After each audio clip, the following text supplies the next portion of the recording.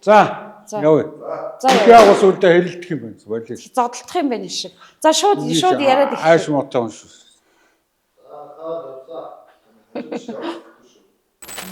Нацаг зарж хүүхэд байдаг гэдгийг ярих уу? Нууцлж хагаад юун дээр битэл дээрсэн дээр юм.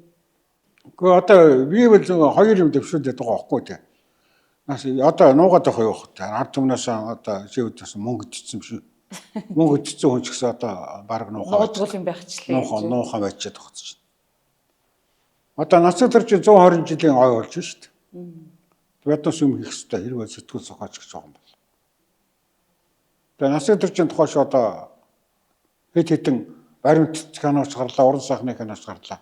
Нацаг дээр дандаа гудамж нохоо өглөөр нохоо дамаанд олоолгож өгдөг нэг арчаагүй нэг хүн нэг л гаргах юм. Нацаг дээр 31 наснаас наслахтан дэлхийн сонгогдгуудын хэмжээнд тийм олон дуур мөр тэгээд SMS тэгээд татвар өгүүлэг одоо юу өсөж өчөхтэй тийм ээ. Нацаг дээр шизэтийн хүн байгаа герман шоколадтай маш цэвэр сэмцгэр.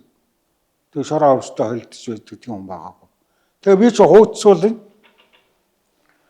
хууццуулын одоо том зохиолчдын хойно урд нөгөөж багшаа болж тэдний бас ус умдаа арх дарсыг зөөж үгийг сонсож загнуулах үедээ шагнуулах үедээ шагнуулж явлаа. Тэгээ тэр улсууд чинь жоохон халсан үедээ хоорондоо нийлээд би зүгээр орчин үеийн улсуудыг ярихгүй шүү дээ. Одоо миний багш Сэнгэ Эрдэнэ 1929 онд төрсөн хүн байна тийм ээ. Тэднүүсээ яриа хоорыг би зөндөө сонссон. Сүүлд тэднүүс чи ярина шүү дээ. Тэгээ бядуус жоохон юм ухаар одоо хоорондоо юм ярина шүү дээ. Тэгээ би олон хүний яриан дундаас нацаг зарж архиугаад гудамжинд өгөөгүй юм аа. Одоо энэ хуучин цэргийн тэнд энэ тачаад хийдэг наадалд хүнд алгуулсан. 13-наас 14-нд шилжчихшэн. Тэр үед Яармгийн наадам 7 хоног үргэлжилдэг байсан. Улаанбаатархан бүгд тийшээ нүгэд Яармг тушаал гэрмийнхэн бариад зууцсан. Улаанбаатарт хашаа байшингаа хүнээр мануулаад ингээ яатсан. Хот барг эзэнгүй ирсэн байж тэр үед нацаг дэржиг тэнд хүн одоо хоолойг шахаад алж явахт нь циркийн бүдүүн дамжсарн гэдэг хүн очиж салгасан байдаг. Тэр бүдүүн дамжсарн гэдэг ямар хүн байсангүй л хүрээ хороонд алдартай шагаа харуудаг хүмүнтэй хүн байсан юм байна. Тэр яагаад тэр циркийн байшин тэр наадмын шинэ байж ирсэнгүй маргааш нь шагаа харуулж болох гэж байсан юм. Ухаан одоо сургууль хийж явахгүй үү шагаа харуулцгааж гэсэн юм яасан. Тэгсэн чинь нэг гэрж хийдэн юунд нэг хоёр хүн ингээд носолдоод байх шиг болохоор очсон чинь нацаг дэржиг нэг хүн ингээд хашаанд толгой хоолоо гэж хатсан.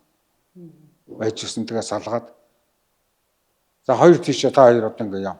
Нацаг дэржи одоо архи утсан юм согтсон юм гэсэнгүй би архи уугаагүй. Энэ хүн надад салдгүй өнөөдөр чинь зурлалаа гэж тиймэрхүү юм хэлсэн байдгийг. Тэгээд өглөө усан чинь нацаг дэржи яг тэр газар хуцсан ятчихсан. Тэгээ хүрээний хорооны цагтаа ирсэн байна. Хорооны эмч ирсэн байна. Одооныхоор бол газар дээр нь үзлэх хийсэн байна. Тэгээд одоо нацаг дэрж одоо мөн байна. Нацаг дэрж өгцсөн байна одоо. Тэгээ энэ хүнийг одоо хурдан түргэн оршуулдаг тэр эмч энэ төр гэсэн юм уу та. Одоо чи ингээд үнээр танаар одоо өмхөн зуны халуун эмч тий. Одоо гаднаас агт юу хөвчлээ. Ингээд тэр улсуудын тэр ярьж байгаа улсууд мэддэг байхгүй юм байсан. Тэр байтугай нацаг дэрж шорон тоход тэр Чистаковага тэр Орос авгааг нь нялхан хөвгтөнд төврүүлээд хөхөө өвлөө хөвгтөнд аянчин давгаалаад явган яваа. Энэ баруун хойд даваагаар Орос руу одоо улаан өвдөртөл аянчин дагаж явсан гэж байгаа байхгүй. Машин авахгүй нялхан хөвгттэй хүн. Тэгээ тэнтэс улаан өвд ороод машин тэргэнд богоо залгсан юм байна хэвээр. Ерөөс нацаг дэрж өгөөд бодлогоор цаашаа харуулсан байхгүй. Энийг бол урд нь өмнө бичээчгүй гаргад тавиачгүй. Тий. Тэгээ багын толгой тэр хоёр чинь Оросд байж байгаа сургуульд Оросоос ирээд Японд сургууль хийж одоо засгийн газарт өргөдлөө өгсөн юм байна л дээ. Тэгээд Японд явуулаагүй Германд явуулсан. Тэгээд Германд сурч байхад нь татж аваад бүгдийг татчихсаад ерөөсөө энэ комментарийн юугаар энэ Германд явуулсан энэ хөрөнгөтний үзэл сурталд одоо нэвтэрсэн Оросыг тоодгүй дээгүр санаатай хөрөнгөтний одоо тагнуул тогшвол гэж гайтуулаад Верновский хөлөө нэг Оросын нэг юу татаад явны хүн. Тэр чинь Монголд тэр зөвлөхөр хэдэн хайлмаг сургагчтай. Тэр чинь шоронгийн ажлыг эхлүүлсэн ус гэдэг. Тийм л юм болсон. Ийм нэг сууд хүмүүс их гашуун хувь тавилантай байх тохиолдол олон байгаад байдгийн. Сууд хүмүүсүүд яадаг уу гэж шүү дээ. Тэр хийж бүтээж байгаа бүтээдэхээ төлөө өөрийнхөө ам амьдралыг зориулсан. Ард тал гэр орон одоо хамаг юм золиосож гаргуунтан гаргаж хаж явж юмд хүрдэг байхгүй. Тэрнээс одоо гадуур явж нэг бизнес хийчихэд уцаж орж ирээд нэг зохиод өчөөд тийм байхгүй шүү дээ. Энийг бол бүх уран бүтээлч зохиол сэтгүүлч бүгд л биеэр авчил. Таны үеийнхнээс одоо баг гарын 5 хуруунд багтахгүй л үлдсэн байх та тий зохиолч нараас одоо та жишээлбэл яаж өдрийг өнгөрөөж гин одоо өдрийн 7 хоногийн хэдэн өдөр нь биччихээн хэд хүртлээр бичиж гэж бодож байна. Өөч зөнчөөг бол бичин шүү дээ. Надаас уусууд асуудаг байхгүй. Та одоо зохиол өчгөө болоо үстэй. Миний уур хүрдэг байхгүй. Намаа нэг аяг хоолны хэрүүд ийсэн галтайгаа хаваар эргэлсэн нэг зөөнөг өвгөнтэй адилтгаж. Миний тарих толгой хаваарэл шүү дээ. Тэгээд энүүнтэй дуртай. Тий. Хэрвээ би зохиол өчг бичээгүүд үүдэд бизнес болох юм байхгүй юу? Би чинь сан хөгөн сургуульд төгсөн мэрэгчлээ аймгийн сан хөгөлдсөн. Одоо алдан татварын байцаагчаас ажиллаа эхлээд. Би чинь хөдөө 10 хэдэн жил ажилласан. Тэр өмч хөвчлөл тэр анхны одоо зээдмэл яаж ухсан. Би дорн хөвдөрөл одоо 10 өрөө хаалгаар хичнээн байшин үнэгүй авчих. Ирэх мэдлэлтэй байсан юм байхгүй. Та тэгээд ийм нэг амьдралын салаа шиг хувь тавилан юм шиг ингээд уран зохиолыг сонгож. Тэгээд би тэр уран зохиол явцсан байхгүй. Хамгийн зөв зам нь байж. Зөв байхгүй яхан. Би өөрөө тэнд одоо тэгээд яасан бол өөдөө тэрхтээ хөтлөө ордог ч юм уу арилаар суугаад өгсөн ч үүдг юм нэг л болно шүү дээ тийм. Нэг хүнд алуулсан ч юм. Алуулсан тийм. Тэгээд энэс бурхан миний ажлыг хуваарлаж өгсөн ба шүү дээ. Хувь тавилан гэж бол байгаад тах шүү. Би чинь сайн эцэг гэх юм боёнд гал хөрөнгөтэй айлын ганц их танк хөөхд болж өссөн. Тийм өлөннүүдтэй явж үзсэн.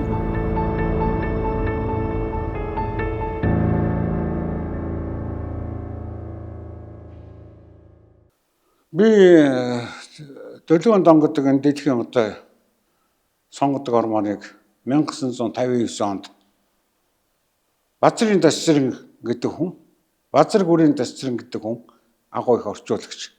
Энэ хүн Монгол дээр орчуулж 4 дэвтэр ормон гарсан. Энийг би 4 дугаар ангид тогтоо уншаад энэ ормоныг 4 дэвтэр ормоныг өдөр шөнөг уншаад сүүлдээ багш нартаа загнуулаад аав ээжтэй загнуулаад хүүхдүүд намайг одоо энэ том хүний ном уншаад гэж ингэж байж одоо шөнө гарч идэнгийн гэрэл төртөл өнжил дотор уншиж байж энэ ормоныг уншиж дуусгасан. Тэгээд ормоныг уншиж дуусаад хамгийн сүүлчийн хууц хаахтал би ямар хүн болсон байсангүй 4 дугаар ангийн хүүхэд 14 хүн настай том хүн болцсон байсан. Ерөөс тэр ангийнх мангийнх тэр тоос дуугархааргүй тийм том хүн. ертөнцийн явдлыг алган дээрээ тэнцлээд хүний хайр сэтгэл хорвоогийн явдал энэ хувьсгал энэ хөрөнгөтний одоо хувьсгал интервенц иргэний дайн одоо бүх юм яагаад хамгийн сүүлд тэр сайхан тэр үеийн сайхан залуусуудын хайр сэтгэл гэж ямар үнцэнтэй гайхамшигтай байсан гэдэг жинхэнэ зүрхээр мэдрээд тэгээд тэр зохиолын гол дүр болсон Аксена гэдэг тэр татарын сайхан бүсгүүд тэр үдвийг ханаа үзээгүй шүү дээ. Уншсан болохоос би одоо дурлаа захаа өвчгтэр тулсан юм байхгүй юу. Тэгээд 4 дугаар ангид ангидаа орж ихэд манай ангийнхан сурах хүчгээ дэлгэцсэн нэг халдсан бохонтой сурагч Гамбат юу ончин найдан гэдэг ийм хүүхдийн зохиол гэсэн сурах хүчгийн тийм чинь тийм уншаас эдэнтэй одоо яаж энэ хэдэн жилээр ингээд одоо сурна ийм дуракуудтай. Хэдэн уншиж байгаа юм. Тэгэхэд би одоо тэр Оросын одоо супер сайхан бүсгөө дурлцсан явждаг. Тэр Дэлгэн Дон гэдэг манай гарагийн бахархал болсон Нобелийн шагналтай агуу их зохиолч нь Орманыг бүгдийг уншаад ойлгоод дотор нь борог задлан шахуу хийгээд ийм болцсон хүн гэдэг чинь Зүүн Баян хотод бараг багтгааргүй болцсон. Багш нараа сурагчдаг байтугай багш нараа голж эхэлж байгаа байхгүй. Тэр Орманыг уншиж дуусаад бол баярлахын зэрэгцээ харамсал төрсөн. Юу гэж харамссангүй л 150-60 одоо туслах болон гол дүртэй тэр том Орман төгсгтөө ерөөсөн 10 хүрэхгүй хүн амьд үлддэг байхгүй. Тэр л дотор байсан тэр ертөнцийн одоо гоо үзгсэн гэ манлай болсон. Дуу шүлгэнд мөнгөрсөн, дурлалын бурхан болсон. Тэр гой ганхан хүүхнүүдээр 90-ийн дайны баатар сайхан залуучууд бүгд өгөхөд ерөөсөн тэр зохиолыг үтсэн шоолох амьд үлдсэн байдаг байхгүй. Тэгээд би шоолох бол муухай тийм одоо харгас хүн юм байна. Хүнийг хайрладаг. Энэ олон сайхан бүсгүүцүүдээс ядаж ганцын ч үлдээж болдго юм байгаа үстэй. Наталя одоо үлдээчихгүй яа. Хүүхдийн үлдээчихгүй яа. Толгой дараалангадаа алдаг. Би том болоод Толстой шиг одоо ийм том зохиолч болох юм бол энэ шоолхон хийсэн нүглийг цайруулж тэр амьдралд одоо алхам тутамдаа хад мөргөж хагцар зовлон үтсэн тэр Григори гэдэг тэр зохиолын гол баатрыг би нэг аз жаргалын алтай ягны амсар зуулгал би заавал зохиол бичнэ. Хүүхдийн сэтгэлээр ингэж бодсон хүн байхгүй. Тэгээ би том болоо Дэлгэн Доныг үргэлж бичнэ гэдэг. 14-тэй байхдаа ингэж бодоод бадсан хүн 74-тэй би энийг зохиол өгсөн байхгүй. 60 жилийн дараа. Хэлсэнтэй өрдөг юм. Би хэлсэнтэй хүрсэн байхгүй. Тэрнээс өмнө бичиж гэж бодсон нэг 20-30 жилийн дараа ч юм. Гэхдээ зохиол боловсрно гэж юм байна шүү дээ.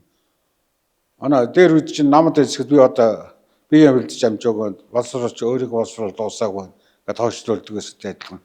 Одоо нь улсууд зүгээр шууд харандаа цаас уйлдаг л үуч шүү дээ. Өөрийгөө голдог, өөрийгөө зэнзүрддэг бас тийм зохиолч хүнтэй ухаан байна шүү дээ. Тэгээд энэ зохиолыг бичсэн юм. Тэрнээс үл шоолхон одоо дутуу дундуурыг дүүргэх гэж тэрнээс илүү гарах гэж ингэж бичсэн юм биш. Тэний улсууд маш их сонирхсон. Тэгээ ер нь ийм тохиолдол байна шүү дээ. Хүний зохиолыг цаашаа үргэлжлүүлж өгсөн тохиолдол ерөөсөн агуу их толстой Бавари хатагтай гэдэг тэр Орманыг 10 хэдэн жилийн дараа Анна Карина болгож бичсэн байдаг байхгүй. Ерөөсөн тэг одоо зүгээр онгорх нь бас Орос толстой Монголд бий дангат бичсэн байхгүй. Өөрөөс нь шүвшээрл авалгуугаар ингэж бичиж болдго юм ингэж хулгайлж би ерөөсөн шоолхоо сэтгэн хүний нэрлээ авсан байхгүй. Бас тэр бүгдийг би өөрөө бичсэн. Тий. Хүн намайг ойлгоно уу, байна уу, үнэлнэ үү, үгүйсгэн үү тэр юмээс над бодлооч байхгүй. Би л өөрийнхөө хүний урд нэг зорилго байна шүү дээ. Таны над ааш чинь тэр ангийнхан тэрийг уншаагүй ангийнхан дотор жижиг юм уушдаг эсвэл юу ч уншдаггүй ангийнхан дотор амьдрах бас хэцүү байсан байна. Тэнгүүд одоо энэ нийгмийн хүмүүс чинь бүр юу ч унших байлцсан шүү дээ. Энэ нийгэм дотор юу ч уншдаг хүмүүс дотор амьдрах хэцүү байна уу? Гэхдээ уншдаг хүн цөөхөн ч гэсэн байгаа гэдэгт итгэж байгаа. Ягаад гэвэл энэ олон номнууд дутагдаад, зарагдаад олон ормон сүүл үзэж ормон бол ер нь замбараагүй юм шүү дээ. Бүгдийг л хүн авчлаа шүү дээ. Тэгэхээр уншдаг хүн байгаа ямар ч гал асаах гэж аваагүй гэж би бодож байна. Уншдаг хүн байгаа хэрэглээ байгаа учраас зохиол явж байна. Тэгээд одооны зохиолуудыг ингээд хажуугаас ингээд ажиглахад байна шүү дээ. Тэр зохиолд байх хэвээр элементүүд гэж байдгийг. Энэ миний хувийн онол шүү. Би ер нь онолгүй орсголгүй зохиолч шүү дээ өөрөө. Тий. Одоо ингээд би зүгээр өдийн насны өндөрлөгөөс эргээд харж байхад зохиол дотор байх хэвээр тэр нарийн ширийн одоо миний онолоор элементүүд бол байхгүй. Хавардын эрэмдэг зэрэмдэг зохиолууд олон гарч байна. За зохиол юу байх хэвээр би чамд хичээж гоо цаа.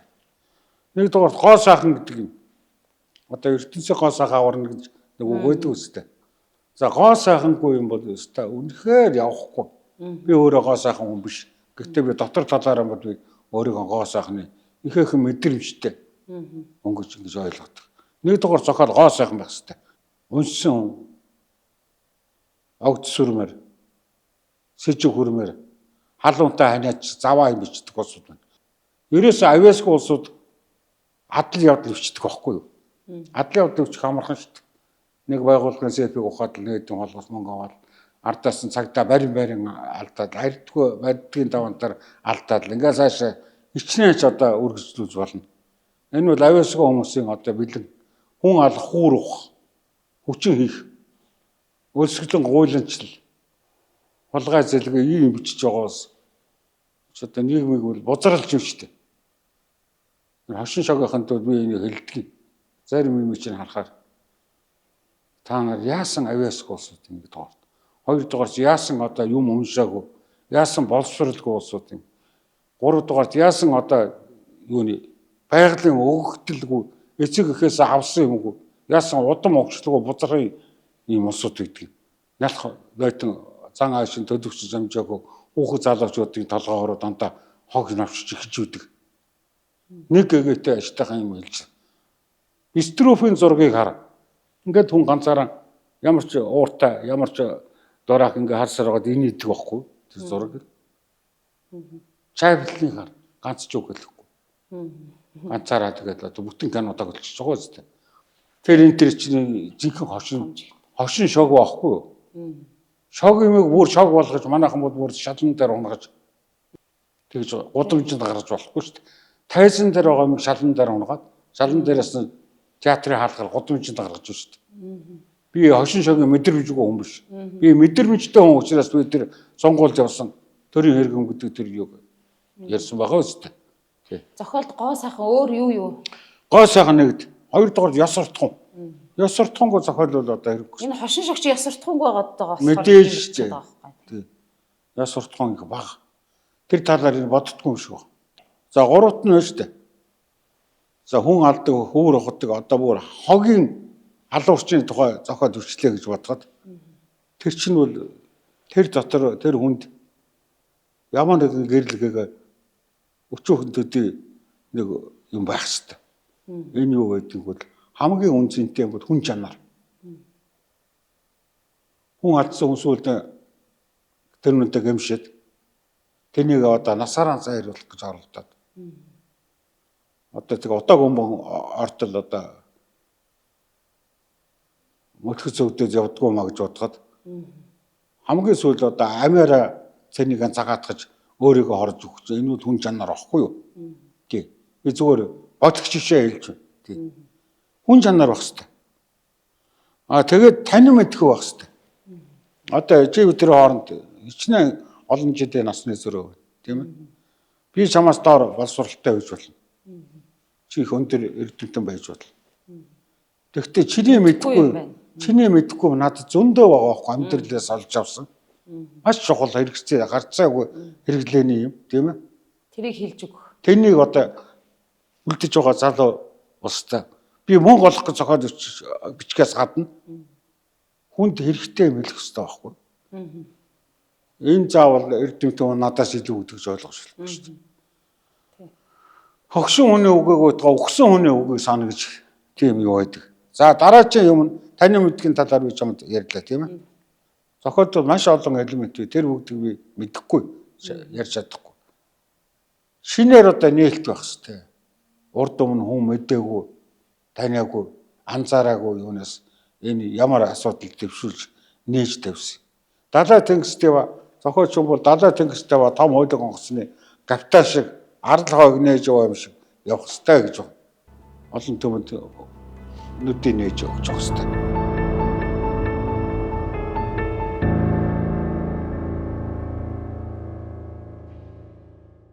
Та нар ганцхан гоо сайхан дээр нэг тодруулаад өгөөч. Одоо жишээлбэл олон түмний мэддэг нэг зохиол дээр гоо сайхныг маш зөв шингээсэн сонгодог тэр юм аа гэж хэлэх жишээ вэ? Одоо зөндөө байна шүү дээ. Юу хэсэг хийхвэ. Одоо ч ингээд нэг хоёр эрэм ингээд одоо үнсэлдэж өнгөлдөж байгаас энийг их гоёор хийж болдог байхгүй юу? Яруу тансгаар уран зураг шиг их шилэнтэй гоё хөгжим шиг Зүгээр тэр хоёрыг л зүгээр хоёр юм завааруулаад хийчихэж байгаа байхгүй юу? Тий. Бараг одоо дууж байгаа өнөр сан нарын их гоёор энэ уран чадвартай хүн гоёор өчсөн шүү дээ. Шоолхон ухаан 4 дэвтэр ормон өчгтэн. Тэр хүүхэн Аксена гэдэг тэр одоо задгаа явдалтай завхгаа хүүхэн байхгүй даа. Нэг талаасаа. Юугаар завхгааг жилж ирэх нөхрөө хаяад өөрөнд дагаад явсан. Энийг нэг ч өгөөдөрөөр нэг удаа ч гэсэн буруутгаж муулаагүй байхгүй. Гэтэ сайхан хүүхнийг настай амьсгалаар хэрэгтэн тэр сайхан анхны цас шиг амтныг сайхнаар нь буруу юм хийсэн сайхнаар нь бицээр дуусгацсан байхгүй. Хамгийн гол нь хүчтэй. Хүч нэмэхийн тулд хөлдсөн байх л та. Муухай юмыг сайхнаар бичиж болно. Сайхан юмыг муухайгаар бичиж болно. Би сайхан юмыг битгий муухайгаар хайр сэтгэлдэгдэж хамгийн сайхан шүү дээ. Энийг гоёор бичих хэрэгтэй байхгүй. Хонгор зул сайхан босгүй. Хоймортоо дахиад мөргмөр янжил амын бүрэл ба алдхан биеэр зулын гол ороолгож амьдаар шатааж үнэнчээ үзүүлмээр хажуудан суугаад 3 хоног дуулмаар хараад л согтдаг усгүй хараа. Үзэлгүй яваад хүмүн яалаа гэж үйлэн борж үсэн зулгаамаар гоо үзэслэн. Хадан дээр нэрийн сийлжгэмэ хар ирээмага хажууд нь явдаг атаархал гэж. Миний шүлэг үйлдэ. Онгор зодогч усууд их үнэлдэг залуучуудын одоо бас шүтэн шүлэгчтэй. За одоо 40 жилийн усууд яаж вэ? Олон юм дээр ишил татаж хүчдэг. Муухай Монгол хүн бол манай Батмок нэг зохиол бичсэн гэж би танарт урд өмнө ярьж байсан. Би ч одоо бас нэг сайн муу юм үзлээ шүү дээ. Унж усч үзлээ. Бурууд зөвтөж үзлээ. Сайтж муудаж үзлээ. Алдрын оргилд гарч ялалтын дуу хатгаж үзлээ. Энэ хооронд хүн их юм үздэг юм байна. Монголчуудын нэг эвгүй одоо хаягдж гэгддэг бараг цусан зин гэсэн нэг зам байна. Тэр зам бол ингээд одоо үргэлжлээд одоо ч байж л.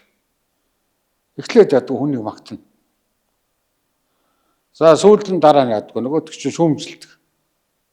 За шүүмжлэх хэрэгцээтэй байж та энд ч байна. Шүүмжилдэг. Дараа нь яддаг. Уйддаг, салхадаг. Сайхан юмнаас салхадаг улсууд одоо гоё дуудуулахад тэр хооронд дуучин хүн бол тэр үзэгчдийг ингээд хатгаж явах хэрэгтэй байхгүй. Тэгэд манайхан чадахгүй алдчихдаг. Эхний нэг хоёр бодгод нэг бодог дуулаад ягаад алдчих. Авьяас авахгүй хоолоо нүрэхгүй алдчих. Тэгээ сүүлд нь одоо монголчууд яасан бол машин араас алж байгаа юм шиг хоёроор гарч дуулдаг. Энд чинь бас л харгацаасан халтан утас явдал шүү дээ. Заавал хоёр хүн дуулах хэрэгтэй шүү дээ дуу гэж. Хоёр хүн дуулдаг дуу байна. Гэхдээ бүх дуу хоёр хүн дуулдаг гэсэн тийм ойлголт байхгүй. Дараа нь яадаг вэ? Өөддөг, залхадаг үзээ. Дараа нь хатаархадаг. Өөрөөсөө илүү хүнд монголчууд дургу ихэнх нь бүгдээрээ өвшилтэй. Сайхан боловсролтой монгол залуучууд дэлхийд дээр гайхуулж явна шүү дээ. Урлаг соёлоор, биеийн тамираараа, тэр оюуны одоо их өндөр багтаам чадвараараа монголчууд энэ цөөхөн үнэтэй байж 3 сая үнэтэй байж өнөөдөр монголчууд дэлхийг өлөстэй жихийн сортойлгож нүдээр бүртэлж явна шүү дээ. Хэрвээ 30 сая байсан бол дийлдэхгүй. Их салхины урсгал, их усны хагалбар, байгалийн шалгаралаар үлдсэн энэ хар толгойтой Монгол гэдэг энэ цөөхөн хүн. Энэ хэдэн мал энэ бол гайхамшигтай шүү дээ. Туркууд Монголын нутгаар амьдрах гэж чадаагүй. Ногоо дараа нургаагүй, жимс нургаагүй, өөрсдөө даарч хөрөө тэгээд хам хөшөө дурсгал юмнуудаа орхиод одоо мэрэгэн тониукон хөшөөгд байдаг шүү дээ. Юмдаа орхиод тэгээд хардаа руу зөөлөн ууралцалтай газар руу ятууд орж ирээд ногоо төрөх гээд ногоо нургаагүй. Тэгээд биднээс их хацтай улсууд манай Чингис хаан бол хэдэн тэрбум хүнтэй Хятад Пакистан мэтийн тийм орноос гараагүй тэр сууч анжин Монголын мань оочны сахалсан сөөхөн хүн дундаас төрсөн гэдэг нь зүгээр энэ бол аз биш. Энэ бол Тэнгэр бурхны одоо хайр шиг. Монгол хүн бол гайхамшигтай. Ийм ус сүүлийн үед одоо жоохон тийм үндэсний бахархал нь жоохон буураад алдан тушаад мөнгө хоёртой л одоо нэг өмнө сөхөрч байна л да. Албан тушаалын төлөө авгаа хөвгтөө бодлогоос босохгүй ус зөндөө байна шүү дээ. Мөнгөний төлөө мөргөдөг. Мөнгөн цогцсон хүн бол мөнгөн цогтуугаар явж байгаа л авсан даа. Мөнгөн цогцсон хүнийг одоо эрүүлжүүлнэ гэдэг бол хар тамхинд орсон хүнийг эрүүлжүүлэхээс хэцүү шүү дээ. Хүний нас хэд юм бэ? Тэнийг хизээ хэдэд дуусгана. Урд уул шиг алтан байлаач гэсэн хүн чинь өчүүх амт шүү дээ. Тийм шүү дээ. Байгалийн одоо энэ цаг хугацаатай харьцуулах юм бол хүн бол өглөө төрөөд ороо өгдөг өчүүхэн ялаатай адилхан амт шүү дээ. Багадаа одоо ялуу тарчиг өссөн зарим хүмүүс мөнгөний бараа хараад сав нь одоо мөнгөөр дүүрсэн байсан чинь сэтгэл нь одоо дүүрдэггүй. Ийм усууд байна. Энээс болж одоо манай улс өнөөдөр тийм авилгадаг юм дидэгдчихлээ шүү дээ. Энээс болоод улс орн маань одоо хөгжихгүй байна. Төрийн өндөр албад гарсан улсууд хүртэл одоо ингээд бүгдээрээ л мөнгөний одоо асуудал та. Одоо яах вэ? Яамаар санагддаг вэ? Энэ их мөнгө төгрөг идсэн албан тушаалаа ашиглаж уруу зуруу явсан. Гадаа дотоодод хөрөнгөө гаргаж нуусан. Гаднаас одоо их том байсан үл хөдлөх хөрөнгө худалдаж авсан улсуудс. Нэгэн шийтгэл амссангүй. Энийг юу гэж ойлгохгүй. Хамгийн гол нь хүний шорон тэгтэй шохгүй. Улсыг хохирлгүй болох хэрэгтэй. Тэр эзэн улсныгаа одоо буцаа төлсөн хүн байна байхгүй. Нэг жил 6 сар сууж гарчаад л тэгээд 2-3 тэрбум төгрөг идчихээд одоо болоо юм биш үү? Өмнөх засгийн үед буцааж төлүүлнэ гэдэл эхлээ сэрхий ясан одоо бүр сургууль болчихжээ. Ялын нийтлүүлээ төлөвлөх хэрэгтэй байхгүй юу? Хуулиараа бол. Тэр хүний мууг одоо үзэж тэр шоронд тэгж хатаас тамлж байх одоо гол нь биш. Ер нь тодорхой хугацаа өгөөд нийгмээс тусгаарлаж байгаад өмнө төлөвлөлт дуусгах хэрэгтэй. Тэр хүний чинь шоронд тойроод ивэл тэр хүн чинь мөнгө төгрөг олж чадахгүй шүү дээ. Тэр бас мөнгө төгрөг хариуцвал бизнесийг хаахгүй бас эрхчлөлөг тодорхой хэмжээгээр өгөх хэрэгтэй.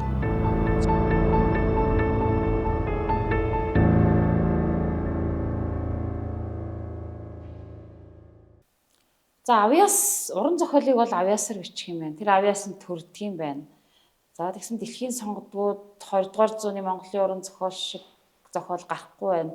Авьяастай хүмүүс бодвол одоо төрдөг л байхдаа төрчихсөн байгаа л байх бичихгүй байна. Одоо тэгвэл яах вэ? Дараагийнх нь төрхийг хүлээх үү?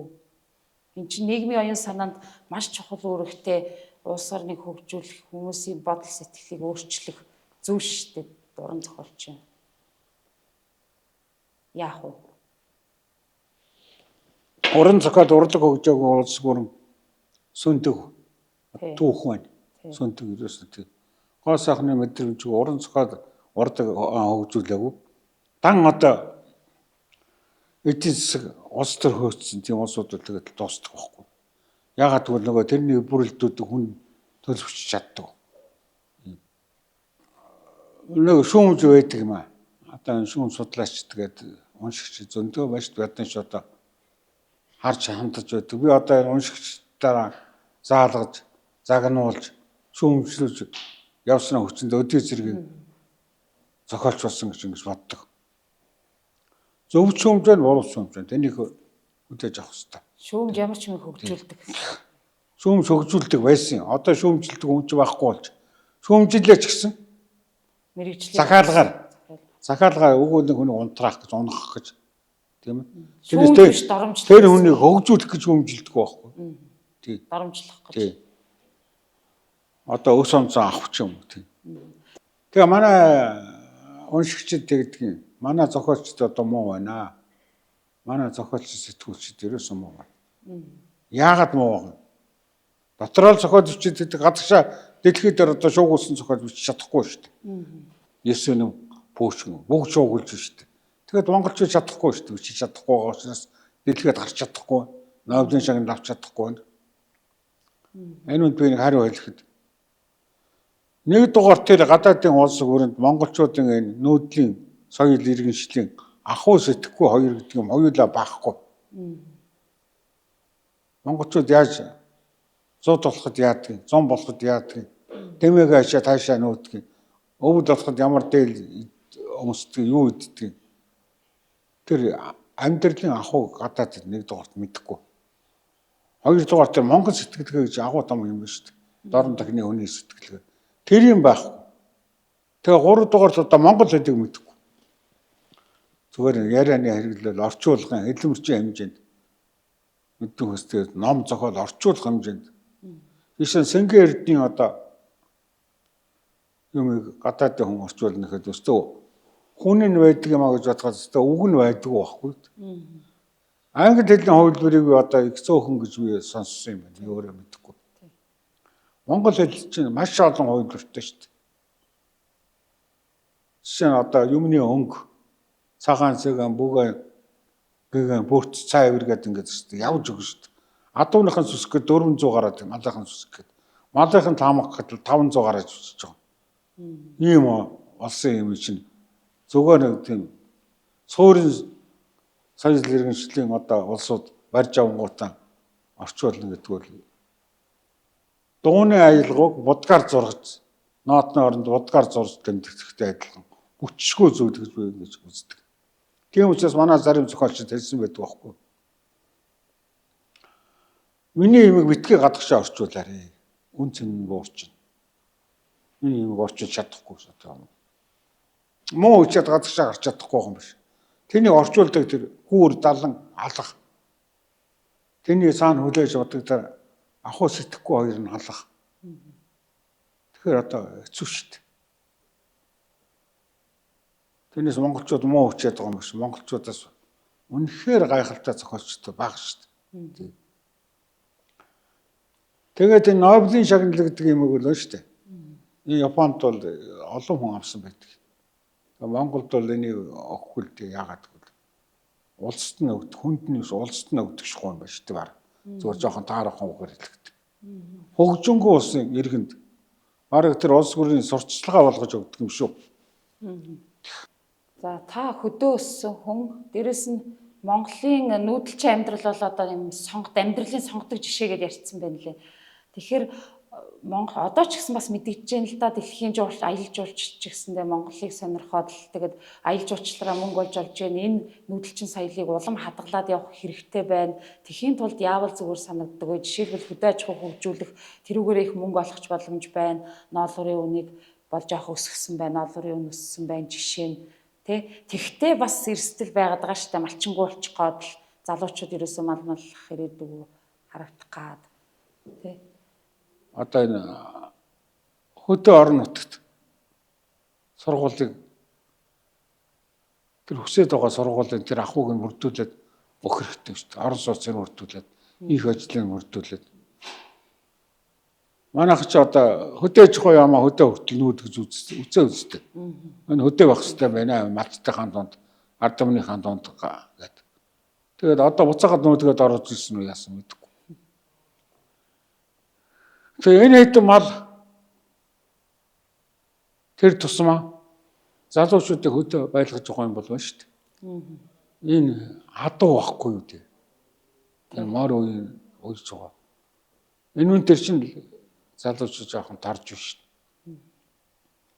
Адуу ямаа хоёр дээр торж байна шүү яг үнэ хэлэхэд. Тэгж байна. Тий. Хүүхдийн сургалтын төлбөрийг ноолуураар дарж байна тийм ээ. Энэ хэдэн залуучууд нь хөдөө морь малуу уйлж адуугаа өсгөж ингэж байна. Гэтэл одоо Монгол адуу адчаа үзэгдээд Монгол биш болчихлоо. Биш болоод эрлээ зүрдлийг зулаад Монгол адууг одоо гадагшаага нятлаханд явуулж байна шүү дээ маханд. Одоо Сүхбаатар аймаг дээр чинь бараг үүний хэнсэн удаа хэлсэн. 10 гарын одоо бойн нятлагын газар байна гэж шүү дээ. Хилдэ орхон адуу алдаг. Тэгээ одоо Монгол адуу гэдэг чинь шал өөр авдсан шүү дээ. Бээрлэн хүрсэн адуу шүү дээ. Их бууж ирээд хүнд ачаад цэргийн унаавал. Энэ эрлээ сурдлаас адуучнууд яг тий. Энэ чинь бол одоо хүнд ачааны адууч байна. Хурдан удмын адууч байна. Энийг адуу шоу үзээд байгаа юм байхгүй. Монголын нөхцөлд чинь маш тохиромжгүй адуу байхгүй. Арьс нэгэн өс зулбаг байгалаас өөсдөж ялгааж идэх чадвар муутай тийм ээ. Ер нь тэгээд байшин хашаанд байж явах хэрэгтэй амтан байхгүй. Монголын хүмүүсийн төр хэрэглээл юм шүү. 100-аас ангил тийм. Гэхдээ одоо энийг бас ад үзэж болохгүй. Тийм. Одоо Монгол адуугаараа Монгол наадмаа хийдэг газар байхгүй болчлаа. Монгол адуу уралд болохгүй. Монгол адуу ингээд гараан дээрээс гарахад 70 милтэй гарна. Ашины. Энэ эрдээ адуунууд чинь 80 милтэй гарна шүү дээ. Хөл часавттай хурдан. Тийм. Одоо иймэрхүү байдлаас болоод Монгол адуу ингээд шахагдж байна. Дээр үед одоо социализмын үед бас нэг амтны хууль гаргаад энэ архин ирдэг бүрхээрийн шатаасан овоолж байгаад одоо энэ архин ирдэг согтууруулдаг ундаанаар. Тэрнээс болоод яасан бол улсууд хатуу архиураа орсон. Манай хол руу. Тий. Тэрнээсээ болоод одоо архичин донтдог улсууд маш их бий болсон. Адуу өгснөөс би одоо энэ талаар 2 кино зохиол бичиж өгч байна. Адууны тэнгэр гэж үе одоо кино өгсөн. Хулан худгийн ус уудгүй гэж нэг зохиол өгсөн. Хулан худгийн ус уудгүй амтан байсан. За. Одоо ууж байгаа. Говьд бол гам болоод одоо цөлж юм алга. Улан байтгаа янгэр яма аргал угоо зүртэл одоо малтай холилдож ус ууж. Тэгэхгүй тэр чинь хадж өгч шүү дээ. Тийм. Тэгээд энэ гол горхийг одоо ямар байна? Усан сан байгуулад одоо энэ говийн цөлсөн газар руу өвтөөсөн ноцоосоор ус татаж аймаг сумдыг дамжуулж энэ одоо гадагшаа гадаа далаа руу явж байгаа хэрлэн мэрлэн энэ одоо хамаг Монголд чинь эргэж ордог ус гэж юусэн байхгүй шүү дээ. Энийг одоо хагас ухсан ч гэсэн усан сан байгуул дотооддоо тогтоож малаа усламаар тариалангаа усламаар.